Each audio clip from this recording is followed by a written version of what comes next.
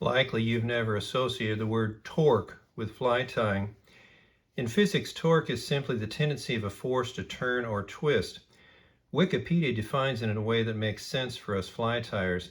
Their torque is defined as a twist to an object around a specific axis. Let's look at this little 22 emerging midge that I've tied. I've got a trailing shuck, and I wanted that shuck to stay right on top of the shank of the hook. I also have this little emerging wing, and I wanted to make sure that that wing also stayed centered right to the top of the fly. Understanding how to do that involved an understanding of torque on my part. This caddis pattern is a design of Chris Williams, and what I want you to notice about it is the CDC underwing with an overwing of a Hebert hen saddle feather. And the trick here that involves thread torque has to do with keeping that CDC feather centered underneath the overwing when the overwing is tied on. You notice that CDC feather is just dead center underneath where I want it to be. So how did I achieve that? Well, next I'll demonstrate some applications where an understanding of thread torque can make all the difference, and then you'll understand. Here we have a piece of oval gold tinsel. I'm going to tie it in along the side of the shank. Well, a preferable way to tie it in would be to tie it in at the front and then wind back over it, but sometimes that's just not possible, or maybe it adds too much bulk or whatever, and you have to tie it in with a little stub sticking out that you have to control. So let's try and see what we can do with that. So we wind over the top. Oh, what happened? Let me back. It keeps kicking away. Let's see if we can't control that a little bit better. Put it right underneath the shank. This time what we'll do is we'll pull toward us, toward us, toward us. The pressure comes right at us like so. By doing that, what happens is you have complete control so that that tinsel lays directly along the side of the shank where you want it to. This technique is so applicable to a variety of applications and materials.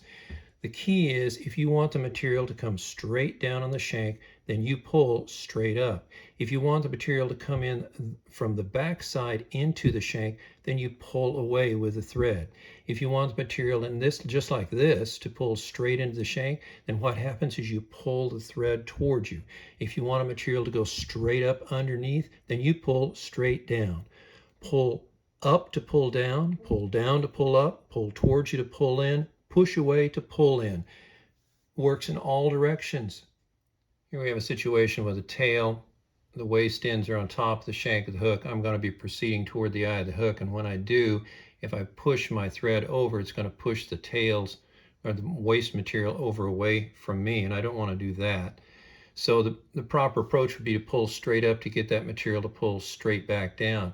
But there's also an advantage to thread torque by taking the thread, and you can actually pull the material back to you.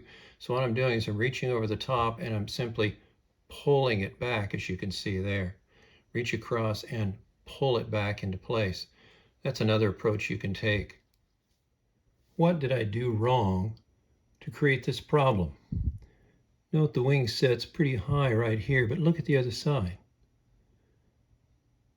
The wing went all the way on around over to this side. All I did was I wound the thread around the bundle of hair, held the wing tight here, pulled straight down, and then it pulled on around to the far side of the hook. What happened? Then we have this fly that's essentially a match to the other one in all respects, except notice how the wing sets appropriately. It didn't swing on around to the far side of the hook. Neither did the bundle of the butts of the hair, so it's easy to trim the butts off. What did I do differently? Well, instead of pulling down on this fly, I pulled straight up. Why would that make so much difference? Let's talk about that. All right, now I've got a wing in position to mount. I'll switch my hands. I'll take my thread and I'll spin the bobbin holder in a counterclockwise direction, which is going to put a counterclockwise twist, which wants to throw back into my fingers. Also, it cords the thread so it cuts into the hair a little bit better. I'm going to wind back, and you'll notice the thread falls right back into my fingers, one in behind the other. Now what I'm going to do is pull straight up instead of down. Straight up, up, up, up.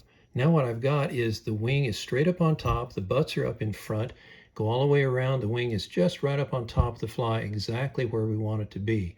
I can finish the fly, trim off the butts, and I'm done. But you notice the wing did not spin around because I pulled up. Dick Nelson coined the phrase pull up to pull down. It fits perfectly here. Let's discuss other applications for pull up to pull down. When mounting wing slips on a fly, oftentimes the wings will buckle. The reason for the buckle has to do with the way that the thread torque is applied. As the thread pressure comes over the top, frequently it will push this leading edge over to the far side and it'll buckle that far wing. Sometimes the near wing will buckle, but oftentimes it's that far wing. So the solution to the problem is equal thread pressure on both sides of the wing so that the torque, the influence of the torque is reduced. So let's place our wing on top of a smooth foundation of thread. Put our fingers right in here on either side. We'll make sure that the wing slips are coming down to either side of the return loop so that the return loop doesn't create a problem. We'll come up with flat thread, bring our thread around, pinch it between our fingers, come back over the top. Let me push this wing up just a little bit like that. And we'll pull our thread pressure straight up to collapse those wings straight down. Then we'll come around with one more wind. We'll come straight up. We'll come around one more wind, come straight up, drop the thread over to the other side and take a look and see what we've got. Check to make sure that we don't have any buckles. We're clean on that side. And now we can proceed. Next, we're going to put a deer hair collar on this fly. This is sort of a variation of Bill McMillan's steelhead caddis, at least the wing is a variation. But he would trim his collar in advance rather than trimming it after spinning it, so that's what we'll do here. What we're going to do is spin the thread in a clockwise direction. And the reason we're going to do that is several, actually. One is that it's going to make it stronger. It's going to cut into the hair more. It's also going to be skinnier to really drive into the hair more, but it's also going to want to naturally migrate toward the eye of the hook. And by going toward the eye of the hook, it's going to go through this bundle of hair. We're going to continue with our thread pressure, allowing the torque to pull the collar all the way around as we wind it around.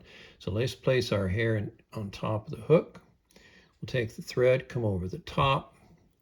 Now we'll just let the thread torque pull the collar right on around.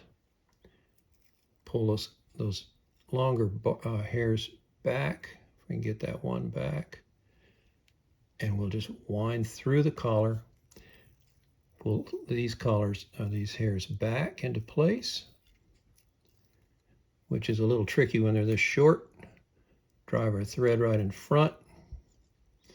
I apologize for a couple of strays that I'm dealing with here. We'll push that back just a little bit. We'll do a whip finish and the fly will be complete.